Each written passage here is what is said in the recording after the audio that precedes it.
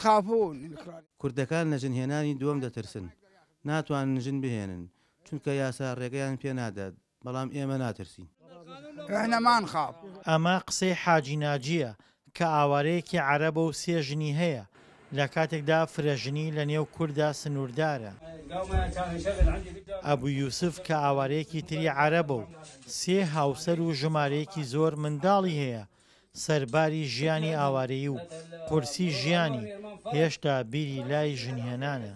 أنا واحد من ضمن الذين هم متزوج. منێکێکم لەوانەی کە سێ هاوسەرم هەیە، نزیکەی 30 کەسین لە ماڵەوە، ناتوانم بە ئاسانی بیان ژێنم بەهۆی قورسی بژێوی سەختی ژیان، هیچ موچە و سەرچاوەیەکی بژێویم نییە.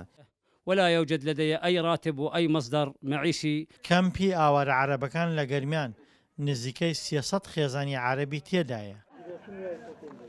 15% پیاوەکانیان لە ژنێک زیاتریان هەیە. ژنانی عەرەبی ئاوارەش پاسا و بۆ فرەژنی دەهێننەوە. يعني اكو اسباب يعني ياخذ.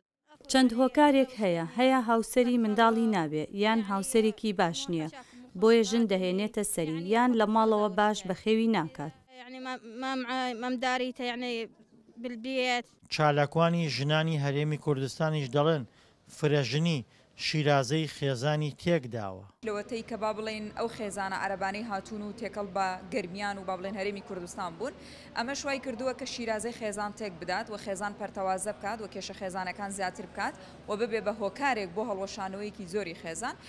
ئەگەرچی ئەمە بە ناوی دین و بە پاساوی دینەوە ئەکرێ کاڵەن سونەتە 4 ژن بهێنرێت، بەڵام لە کاتێکدا دینەڵێ ئەگەر تۆ عەدالەت نیت، هاوسەنگ نیت لە نێوانم خێزانانەدا، ئەوە نابێژنی دووەم بهێنیتەوە، بەڵام ئەوان ئەیهێننەوە و کێشە خێزانەکانیشان زیاتر کردووە. ئەبوو یوسف کە ئایندەی لا ڕوون نییە و نازانێت کەی دۆخی عێراق بواری گەڕانەوەی بۆ زیێدی خۆی پێدەدات، بەڵام دڵخۆشە بە کۆبوونەوەی نەوەکانی لە دەوروبەری و جیاواز لە کوردەکان پشگیری لە وەچەخستنەوەی زیاتر دەکات.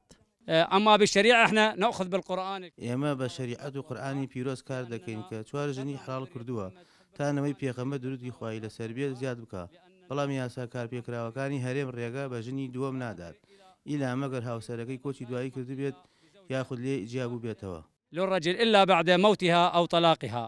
بە پێی قسەی چالاکوانانی ژنان، توندوتیژی دژی ژنان لە نێو کامپی ئاوارەکان لە ئاستێکی بەرزدایە و زۆر جار ڕێکخراوەکان بۆ چارەسەرکردنی کێشە خێزانیەکان سەردانی کامپەکان دەکەن. دڵشاد ئەنوەر، دەنگی ئەمریکا، گەرمیان.